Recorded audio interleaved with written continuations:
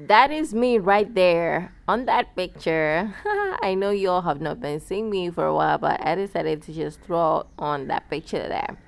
But it is your girl CY. Kindly subscribe to my channel. We're discussing abstinence and my abstinence journey for 3 years. Let me tell you, if there's anything that I am proud of currently in my life is being able to stay on that journey and God giving me the grace, the power, the strength to continue keeping up with that journey. Many questions, girls of my age, my peers in my late 20s, like asking me, even in my early 20s, like asking me, how do you do it? How is this even possible? Let me tell you, when I first came to Christ and started working with Christ, first of all, I knew I couldn't do it. I knew it was not going to be possible. I knew there is no way I can do this. No way.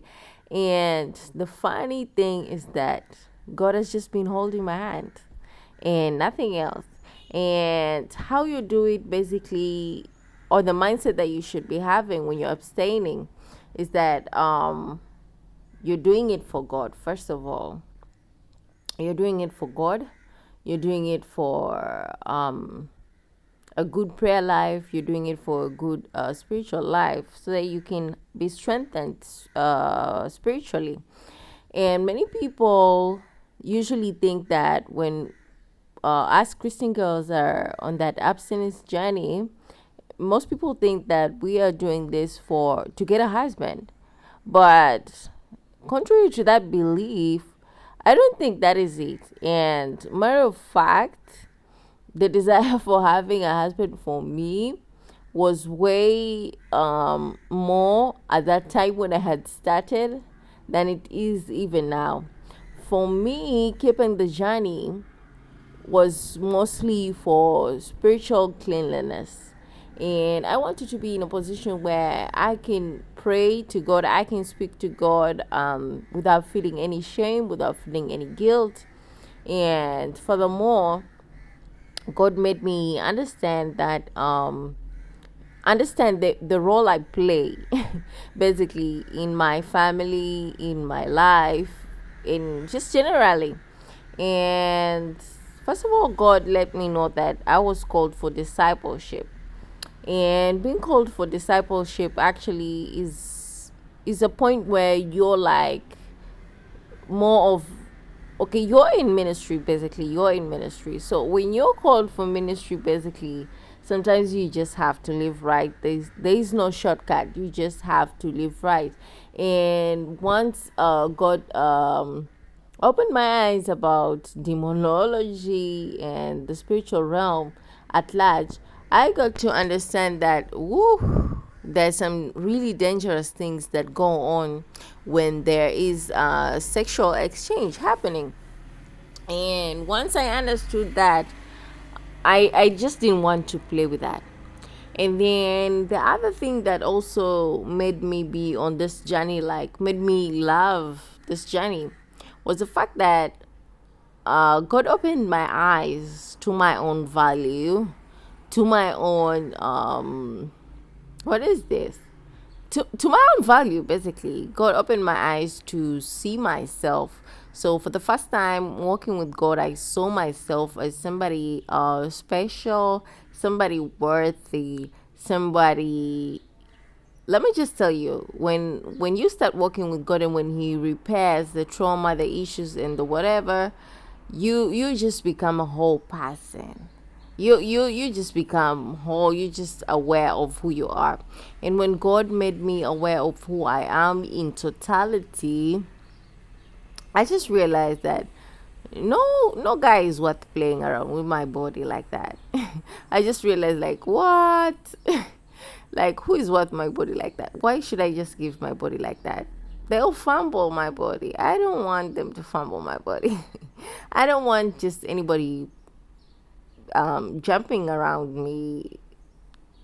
For me, that thought is just disgusting. If this person is not ordained to be in my life as a husband, yeah. So God opened my eyes to the fact that, baby girl, you're too special for these things. You're too special for them one nights. You're too special for them relationships, the situationships, that just come by, the summer flings, the 3 months, the 6 months. What is that? What is that? And God was like, baby girl, not for you, not for you, not for you.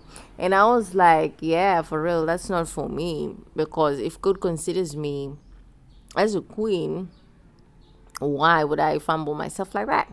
So that is also one of the reasons that has made me walk on this journey, because I realized that once you just involve yourself in such kind of activities, first of all, it makes you feel worthless. It keeps you on a low vibration that is just, you just feel used.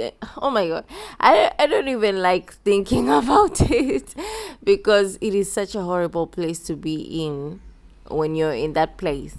And at least when you are on this side of abstaining, there's almost like a guarantee that you are doing this for God and you are protected. So if anything happens, there's no even feelings of shame, guilt, worthlessness, or that kind of thing. So basically, I have been able to be on this journey, first of all, just because of God, and because He has given me the power. And then what has been keeping me in this journey has been learning about casting down all evil imaginations, because, and holding every thought captive. Yeah, because before you get to that scene, you usually have had some thoughts in your head, you've meditated on it, and things of that nature. So God has taught me through the Bible verse that says to cast down every evil imagination and every thought that exalts itself above the knowledge of Christ. So casting down imaginations has been my most powerful weapon, and that comes from the Word of God. And so every time a thought that is that demonic comes into my head, I'm always quick to cast down imaginations. I know ovulation happens, but then again, God has been faithful enough to give me the grace to travail upon biological times. Yeah. So, guys, if there's anything you'd like to know about my journey, kindly let me know in the comment section. Subscribe.